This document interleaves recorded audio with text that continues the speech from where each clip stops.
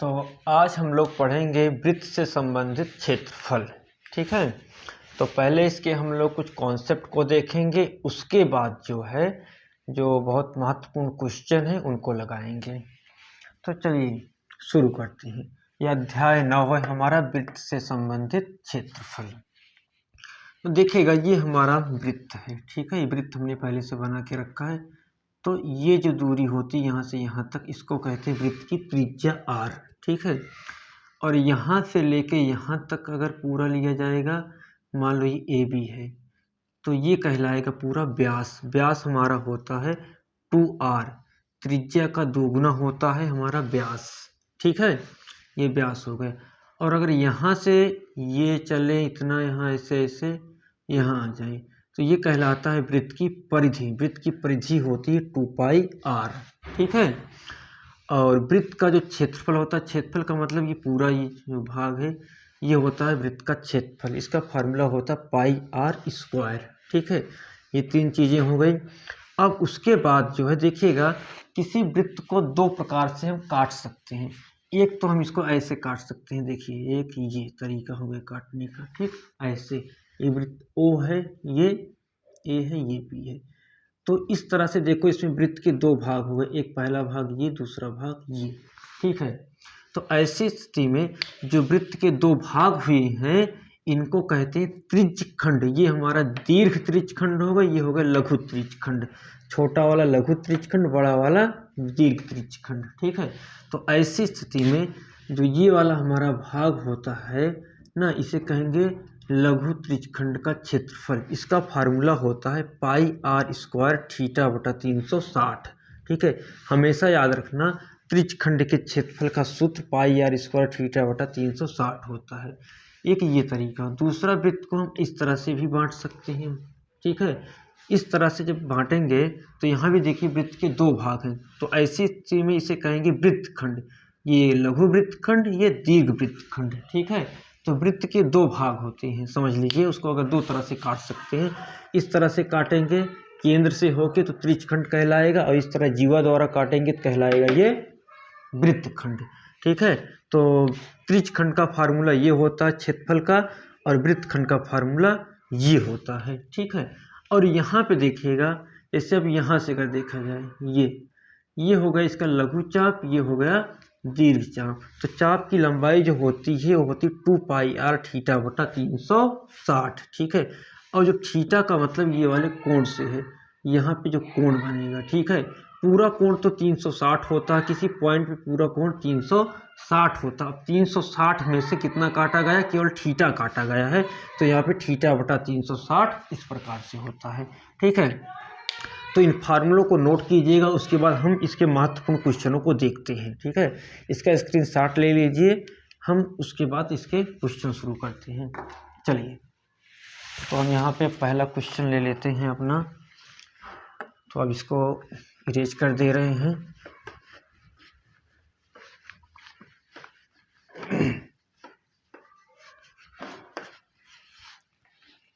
तो हमारा पहला क्वेश्चन है यहाँ पे,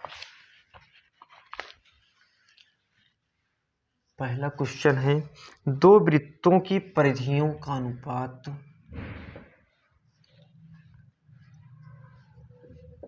दो वृत्तों की परिधियों का अनुपात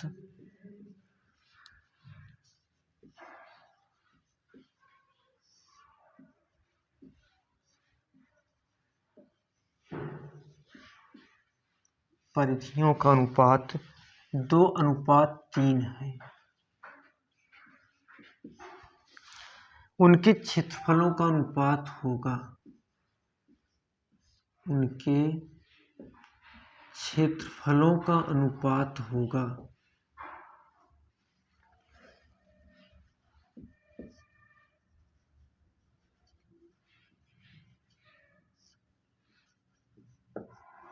चलिए, अब क्वेश्चन को हम लिख लिए हैं, चलिए देखते हैं इसका सलूशन क्या होगा। देखिए, अब अगर वृत्त की त्रिज्या r है, ठीक है, तो यहाँ पे दो वृत्त हैं, तो त्रिज्याएं क्या मानेंगे, r1 व r2 मानेंगे। माना वृत्त की त्रिज्याएं r1 व r2 है, परिधियों का अनुपात दिया गया है। तो पहले की परिधि क्या होगी 2πr1 और दूसरे की परिधि होगी 2πr2। ठीक, तो अनुपात इनका दिया गया है 2/3, तो 2/3 हो जाएगा। 2π से 2π कट जाएगा, तो देखिएगा r1 अनुपात r2 का मान मिलेगा आपको 2/3। ठीक है, और क्षेत्रफलों का अनुपात पूछा गया है, तो क्षेत्रफल होता πr²। ठीक है, तो पहले का हो जाएगा πr1² और दूसरे का हो जाएगा πr2², और अनुपात पूछा है तो बटे में कर दिया।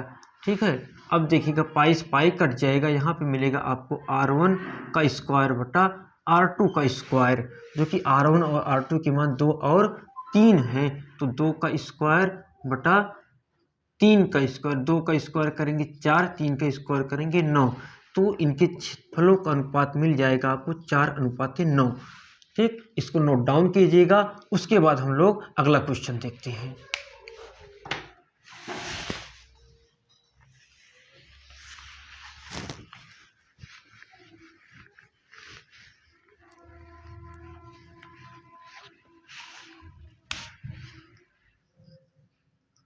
क्वेश्चन नंबर 2, एक अर्धवृत्ताकार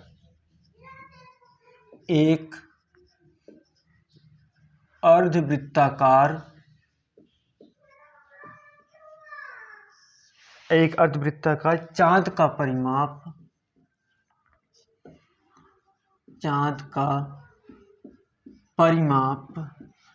का मतलब परिधि से है, परिमाप 72 सेंटीमीटर है। 72 सेंटीमीटर है। इसका व्यास क्या होगा? इसका व्यास क्या होगा? ठीक, क्वेश्चन लिखिएगा, उसके बाद इसका हम लोग सलूशन देखते हैं।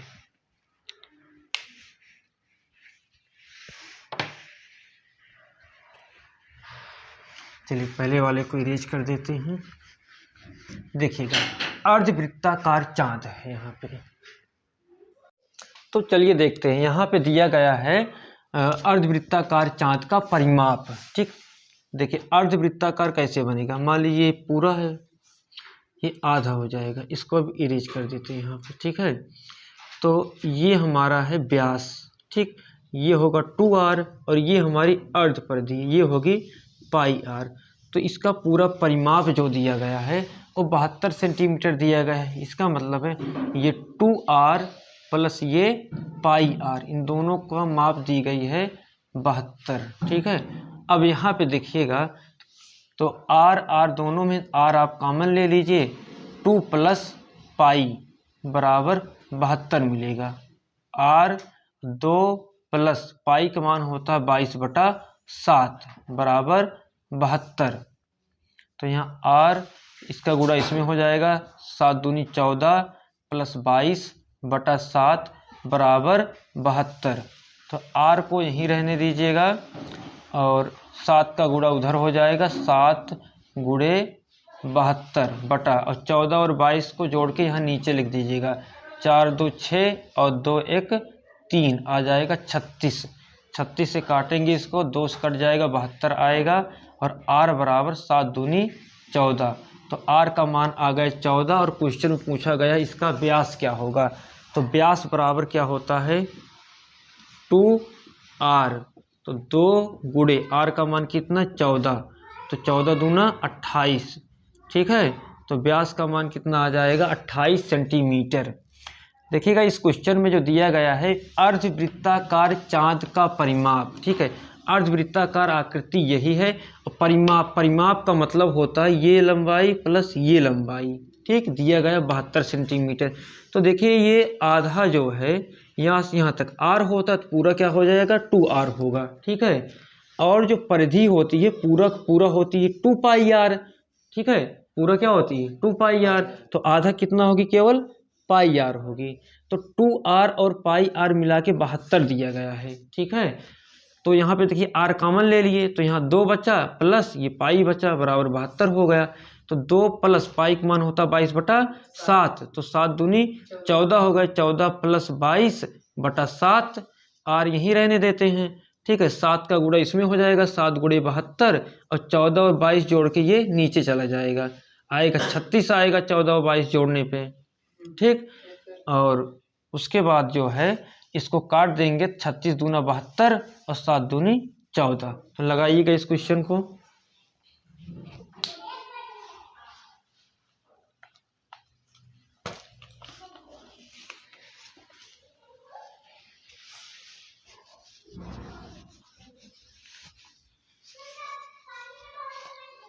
चलिए देखते हैं क्वेश्चन नंबर 3।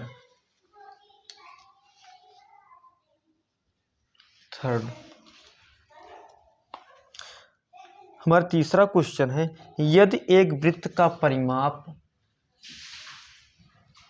यदि एक वृत्त का परिमाप, यदि एक वृत्त का परिमाप एक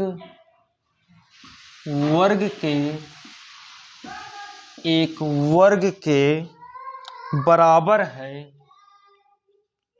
वर्ग के बराबर है, तो उनके क्षेत्रफलों का अनुपात क्या होगा, उनके क्षेत्रफलों का अनुपात क्या होगा।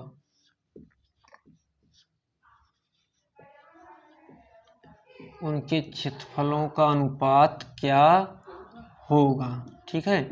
अब ये हमारा क्वेश्चन है यहाँ पे, और क्षेत्रफलों का अनुपात पूछा है। तो देखिएगा वृत्त का परिमाप क्या होता है, वृत्त का परिमाप क्या होता है 2πr, और वर्ग का क्या हो जाएगा, क्योंकि वर्ग में कितनी भुजाएं होती हैं, 4 भुजाएं होती हैं, तो वर्ग का परिमाप हो जाएगा 4 गुणे भुजा ना।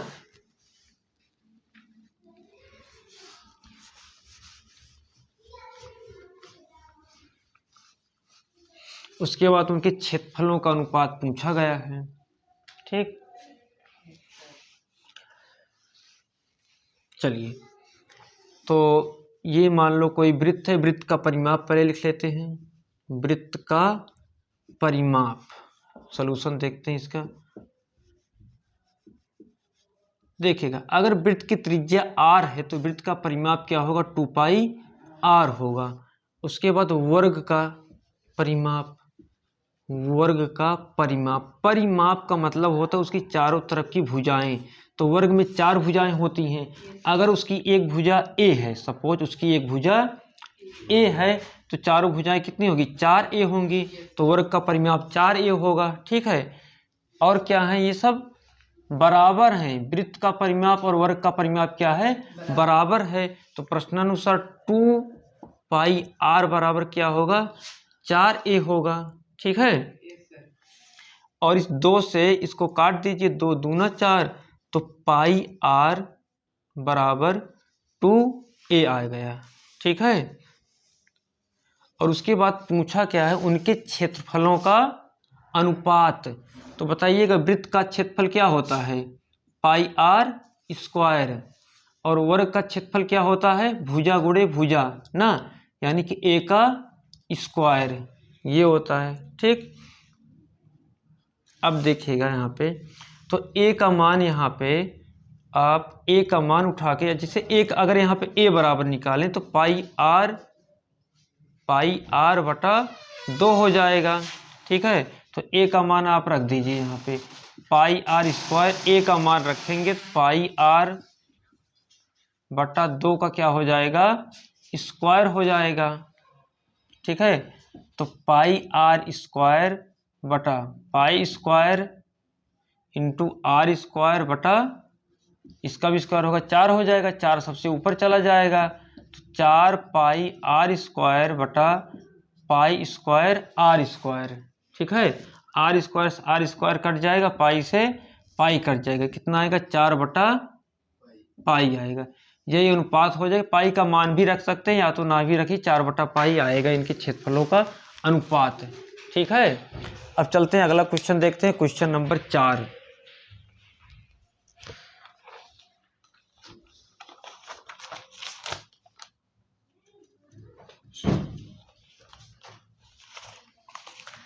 चौथा क्वेश्चन है,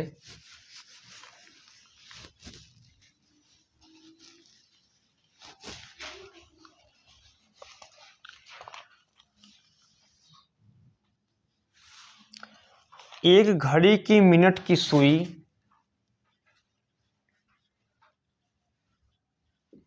एक घड़ी की मिनट की सुई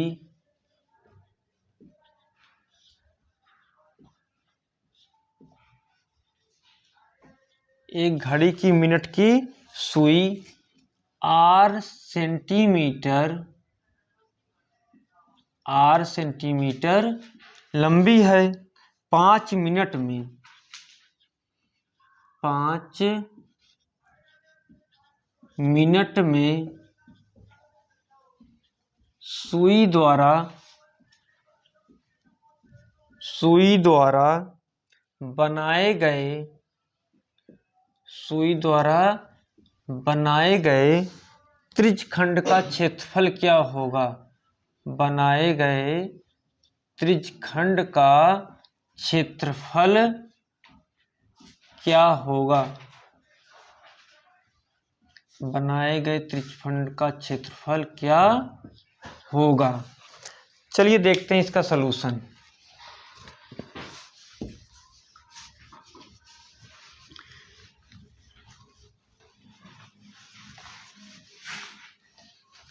देखिए, जो घड़ी की सुई होती है, ठीक है, मान लो एक अंक 3 है और 4 है, ठीक, ये घड़ी की सुई है। तो एक अंक से दूसरे अंक पे जब पहुंचती है तो वो 5 मिनट तय करती है, ठीक है। घड़ी की सुई जो है जब एक संख्या से दूसरे संख्या पे पहुंचती है तो कितना मिनट दूरी चलती है? 5 मिनट चलती है, ठीक है। अब अगर यहाँ पे हम ये कोण हमको पता चल जाए तो हम पूरे का पूरा क्षेत्रफल निकाल लेंगे, क्योंकि पता त्रिज्यखंड के क्षेत्रफल का फार्मूला होता पाई आर स्क्वायर थीटा बटा 360। ये होता त्रिज्यखंड के क्षेत्रफल का फार्मूला, ठीक है। और आर यहाँ पे त्रिज्या आर दिया गया है और पाई होता ही है, मान भी रख सकते हैं ना भी रखें, और थीटा का मान हमको यहाँ पे निकालना है।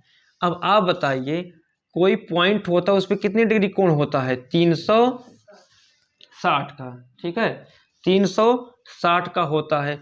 और इस 360 को कितने भागों में बांटा गया घड़ी के अंदर में? 12 भागों में, क्योंकि 12 अंक होते हैं ना। तो 360 को कितने भागों में बांटा गया? 12 भागों में। तो 12 से इसे भाग करेंगे, 12 तिहाई 36, ठीक है, तो आएगा 30 अंश। यानी कि यहाँ पे ये कोण कितना बनेगा? 30 का बनेगा, ठीक है। घड़ी की सुई में जब घड़ी की सुई एक अंक से दूसरे अंक पे जाएगी कितने डिग्री कोण बनाएगी? 30 अंश का बनाएगी, ठीक है। तो थीटा पता चल गया। अब इसका एरिया कैसे निकालेंगे? फार्मूले में मान रख दीजिए, पाई आर स्क्वायर थीटा का मान 30 बटा 360। 0 0 कट गया, 3 एकम 3, 3 चौक, यहाँ 12 3 36 कटेगा, ठीक है। तो आएगा पाई आर स्क्वायर बटा 12। ये आ गया आपका घड़ी की मिनट की सुई, आर सेंटीमीटर है, 5 मिनट में सुई द्वारा बनाए गए त्रिज्यखंड का क्षेत्रफल, ठीक। तो यहाँ पे ध्यान दीजिएगा हमेशा कि जो मिनट वाली सुई होती है, मिनट वाली सुई जब एक संख्या दूसरे संख्या में जाएगी तो 5 मिनट दूरी चलेगी।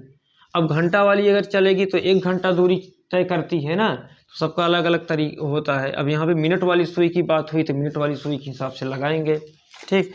अब चलिएगा अगला क्वेश्चन देखते हैं, क्वेश्चन नंबर 5। और ये अब लास्ट क्वेश्चन है, बाकी क्वेश्चन जो है अगले पार्ट में देखा जाएगा।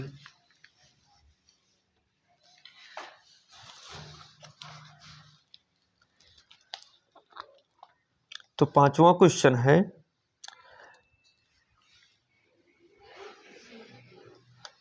त्रिज्या आर वाले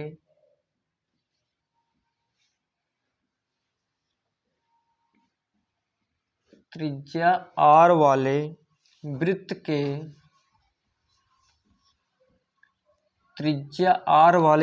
के उस त्रिज्यखंड का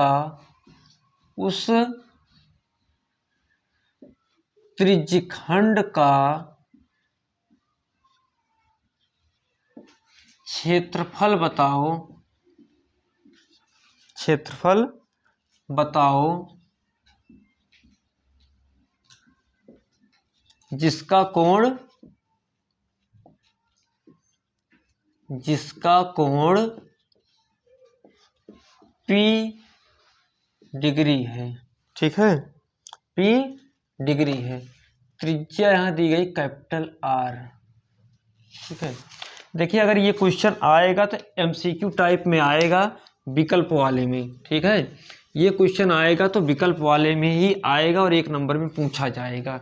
तो इसमें देखिए सीधा सीधा आपको फार्मूला याद होना चाहिए त्रिज्यखंड के क्षेत्रफल का, पाई R स्क्वायर थीटा बटा 360, ये तो होता फार्मूला। पाई पाई रहने दीजिए, R कितना है यहाँ पे, कैपिटल R माना गया है, पाई R स्क्वायर, और थीटा कितना देखिए P, तो पाई R स्क्वायर P बटा 360, ये हो जाएगा आपका आंसर, ठीक है। तो नोट कीजिएगा ये सारे क्वेश्चन, और बाकी के क्वेश्चन हम लोग अगले पार्ट में देखेंगे।